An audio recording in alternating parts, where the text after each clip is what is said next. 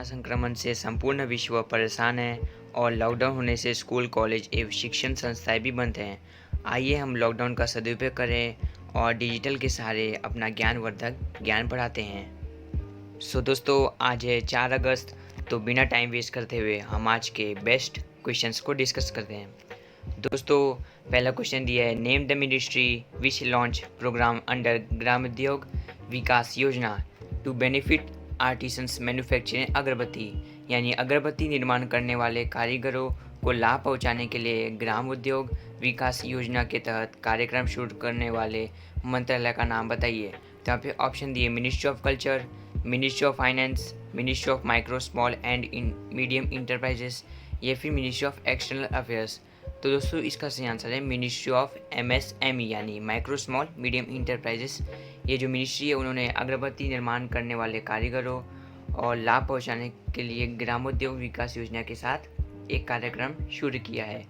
तो दोस्तों, question number 1 का आंसर है option C, ministry of micro small and medium enterprises.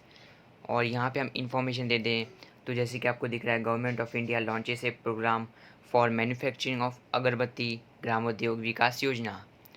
और यहाँ पे हम थोड़ा इन्फॉर्मेशन देख लें तो जो ministry of micro small and medium enterprises है उन्होंने अप्रूव किया एक प्रोग्राम जिसका नाम है under Gramodyog Vikas Yojana for the benefit of artisans involve in manufacturing of agarbatti and to develop village industry. ताकि जो आर्टिसंस है, जो कारीगर है, वो मैन्युफैक्चर कर सके अगरबत्ती और साथ ही साथ वो विलेज इंडस्ट्री को भी डेवलप कर सकें।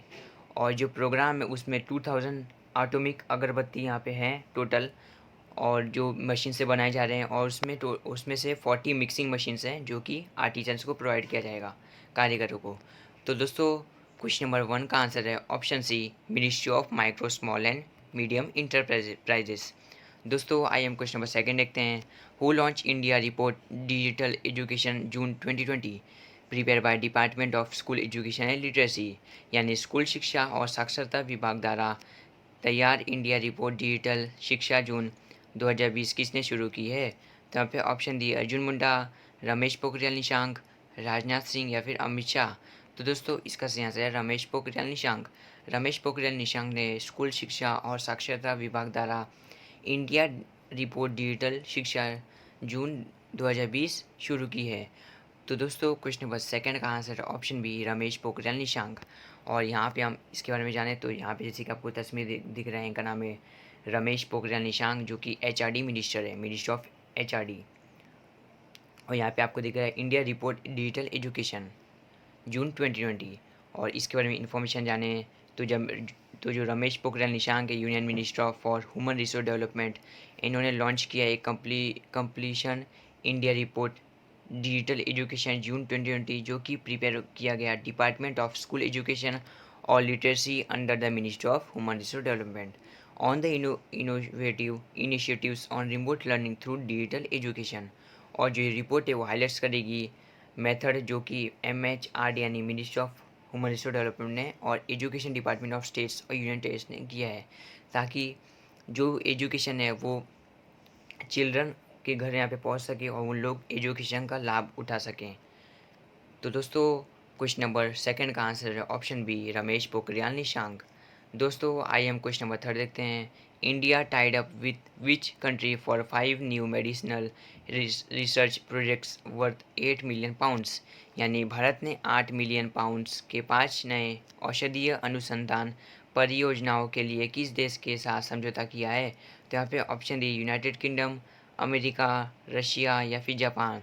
तो दोस्तों, इसका सही आंसर है यूनाइटेड किंगडम यानी UK है। तो यूनाइटेड किंगडम ने भारत के साथ 8 मिलियन पाउंड्स के 5 नए औषधीय अनुसंधान परियोजना के साथ समझौता पर हस्ताक्षर किए, यानी 5 न्यू मेडिसिनल रिसर्च प्रोजेक्ट्स पर हस्ताक्षर किए, जो कि 8 मिलियन पाउंड्स उसका प्राइस है। और हम इसके बारे में इंफॉर्मेशन देखें तो यहाँ पे जैसे कि आपको दिख रहा है, ये बोरिस जॉनसन जो कि UK के प्रेसिडेंट हैं, और यहाँ के आपको दिख रहा है माननीय प्रधानमंत्री नरेंद्र मोदी। और यहाँ पे आपको स्टेटमेंट दिख रहा है, India UK tie up 8 million pounds for medicinal research.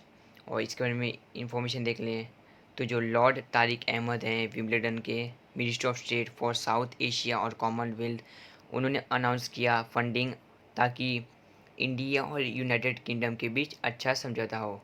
और यहाँ पे जैसे कि मैंने बताया 5 न्यू मेडिसिनल रिसर्च यहाँ पे प्रोजेक्ट्स जो कि 8 बिलियन पाउंड्स का यहाँ पे हुआ है, अराउंड ₹78 करोड़, यानी भारत के पैसे में बात किया जाए तो ये 78 करोड़ डील हुई है, 78 करोड़ रुपीज़ की डील हुई, ताकि हम एंटी माइक्रोबियल रेसिस्टेंट को टैकल कर सकें और जो कॉम्बेट आई है कोविड-19 जो आई है उसको हम सपोर्ट कर सकें against antibiotic resistant bacteria and genes during his virtual visit to India. तो दोस्तों क्वेश्चन नंबर 3 का आंसर है ऑप्शन ए यूनाइटेड किंगडम। और तो दोस्तों आइए हम क्वेश्चन नंबर 4 देखते हैं। Who author the book title green lights.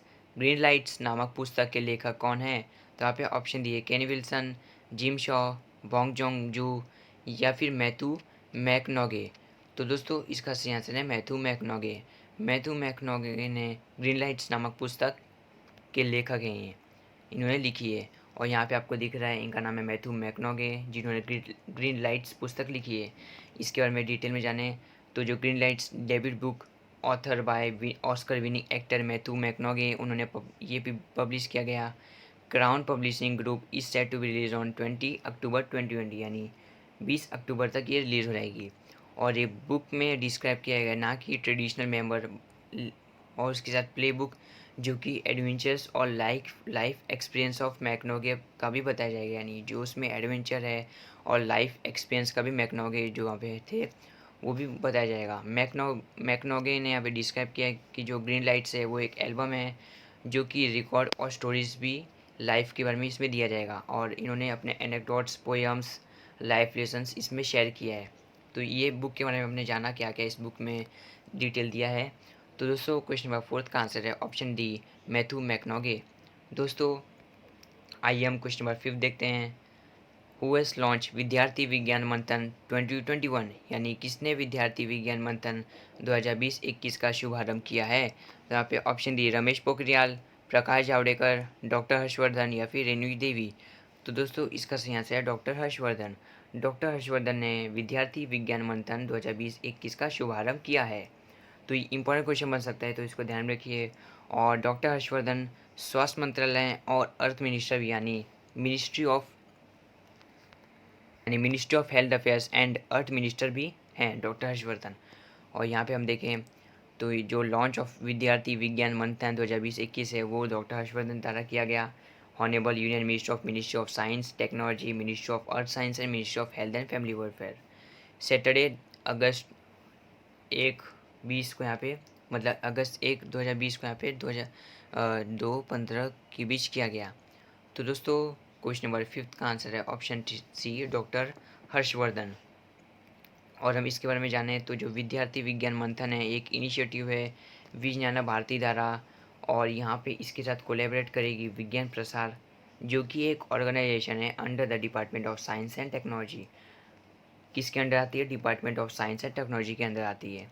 और जो गवर्नमेंट ऑफ इंडिया है और जो national council of education research और ट्रेनिंग है ये इंस्टीट्यूशन मिनिस्ट्री ऑफ एजुकेशन के अंडर आती है। और इसको पहले बोलते थे ministry of human resource and development. और एक क्वेश्चन भी यहाँ पे इसके ऊपर बना था कि ministry of human resource development का नाम क्या बदल दिया गया है। तो ये बदल दिया गया मिनिस्ट्री ऑफ एजुकेशन। तो ये भी एग्जाम में पूछा सकता है। ओके दोस्तों, तो दोस्तों क्वेश्चन नंबर 5 का आंसर है ऑप्शन सी डॉक्टर हर्षवर्धन। दोस्तों आइए हम क्वेश्चन नंबर 6 देखते हैं। Who is been appointed has a new chief secretary of Uttarakhand, यानी किसे उत्तराखंड के नए मुख्य सचिव के रूप में नियुक्त किया गया है? जहाँ पे ऑप्शन दिए सचिन सिंह, IAS ओम प्रकाश, मनोज कालरा या फिर दीनूभाई पटेल। तो दोस्तों इसका सही आंसर है IAS ओम प्रकाश।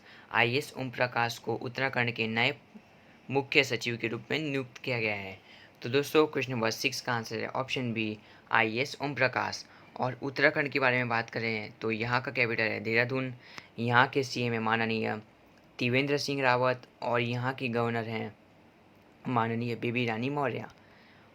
तो दोस्तों आइए हम क्वेश्चन नंबर 7 देखते हैं। Recently which company has world's most valuable company, यानी हाल ही में किस कंपनी के पास दुनिया की सबसे मूल्यवान कंपनी है? तो यहाँ पे ऑप्शन दिए एप्पल, माइक्रोसॉफ्ट, डेल या फिर गूगल। तो दोस्तों इसका सही आंसर है एप्पल। एप्पल के पास दुनिया की सबसे मूल्यवान कंपनी है हाल ही में अभी जो रिपोर्ट आई थी उसके अनुसार। और दोस्तों क्वेश्चन नंबर 7 का आंसर है ऑप्शन है एप्पल। और इसके बारे में हम थोड़ा डिटेल में जाने हैं तो जो एप्पल है वो वर्ल्ड्स मोस्ट वैल्यूएबल कंपनी बन गई है। और इसके पहले जो थी वो थी सऊदी अरेमको को पीछे पछाड़ कर दुनिया की मोस्ट वैल्यूएबल कंपनी बन गई है एप्पल। और यहाँ पे जैसे कि आपको दिख रहा है Apple strong physical third quarter earnings release Thursday boost it's stock, यानी थर्सडे को जो रिलीज़ हुआ था उसके द्वारा। और जो एप्पल है वो company strong earning report to become the world's most valuable publicly trade company surprising the state oil giant Saudi Aramco at Friday's market close. तो दोस्तों क्वेश्चन नंबर 7 का आंसर है ऑप्शन है एप्पल। दोस्तों 8 क्वेश्चन दिए है we state has use aerial seeding techniques to improve the green cover in the Aravalli region, यानी किस राज्य ने अरावली क्षेत्र में हरित आवरण को बेहतर बनाने के लिए एरियल सीडिंग तकनीकों को उपयोग किया है। तो यहाँ पे ऑप्शन दिए उत्तर प्रदेश, बिहार, गुजरात या फिर हरियाणा। तो दोस्तों इसका सही आंसर है हरियाणा।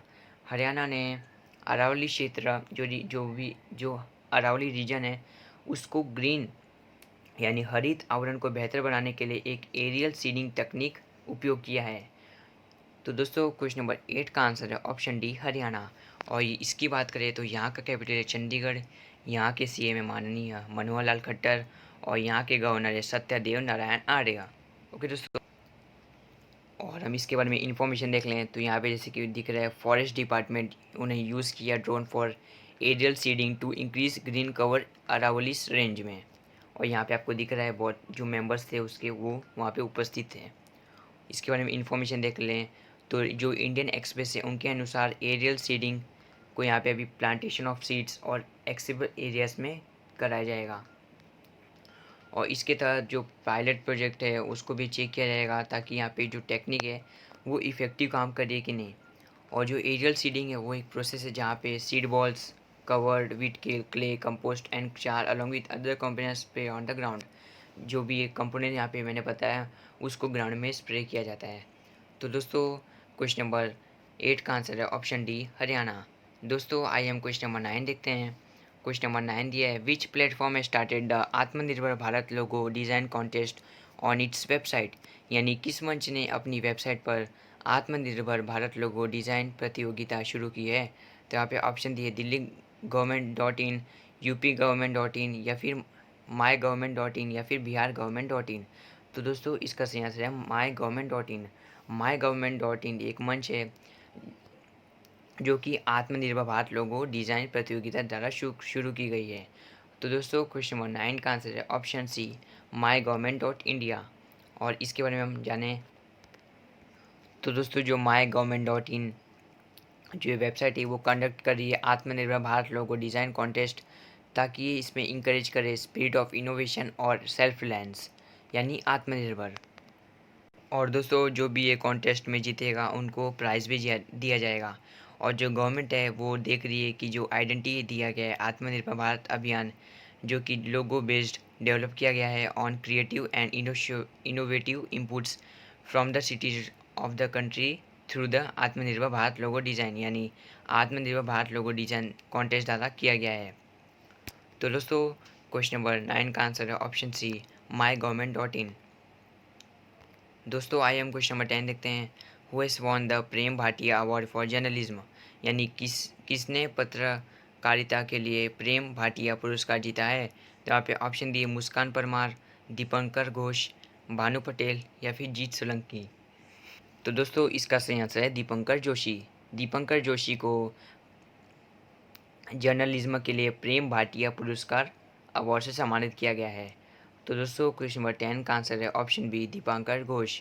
और यहाँ पे इन्फॉर्मेशन देख लें तो जो मिस्टर घोष है उनको ये अवार्ड दिया गया है for his coverage of the migrant labours creases and other covid related issues, जो कि इन्होंने कवरेज किया है माइग्रेंट लेबर्स जो क्रीजेस थी, जो भी आपको पता है स्थिति अभी क्या चल रही, जो माइग्रेंट लेबर्स थे उनका बहुत ही बेरोजगार हो चुके हैं और जो कोविड-19 रिलेटेड इश्यूज़ हैं उसके लिए इनको दिया गया है।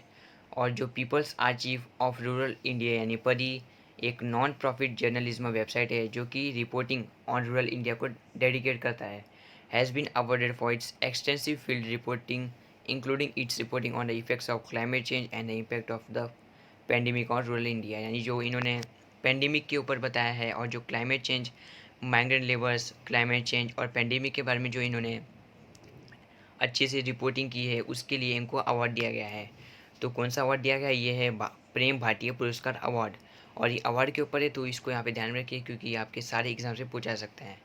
तो दोस्तों क्वेश्चन नंबर 10 का आंसर है ऑप्शन बी, दीपांकर घोष। दोस्तों आज के 4 अगस्त के बेस्ट क्वेश्चंस के आंसर यहाँ आपको मिले। तो अब आपकी बारी, आपके लिए हम लेके आए हैं बेस्ट क्वेश्चन जिनका जवाब आपको कमेंट बॉक्स में देना है। तो यहाँ पे क्वेश्चन दिया है, all of the states will covered under one nation one ration card by which date. यानी सभी राज्य एक राष्ट्र एक राशन कार्ड के तहत किस तिथि पर तक कवर करेंगे। तो यहाँ पे ऑप्शन दिए 1 अगस्त 2021, 29 मई 2021, 31 मार्च 2021 या फिर 22 जून 2021। तो दोस्तों इसका जवाब कमेंट बॉक्स में ज़रूर देना क्योंकि ऐसे ही क्वेश्चन ही इम्पोर्टेंट होता है सारे कॉम्पिटिटिव एग्ज़ाम्स में। ओके दोस्तों अगर आपको ये वीडियो अच्छी लगी हो तो लाइक, शेयर और सब्सक्राइब जरूर करें ताकि हमें मोटिवेशन मिले और हम आपके लिए बेस्ट कंटेंट्स लाते रहें। तो दोस्तों पढ़ते रहिए, खुश रहिए और लोगों को भी खुश रखिए। दोस्तों वीडियो देखने के लिए आप सभी का धन्यवाद।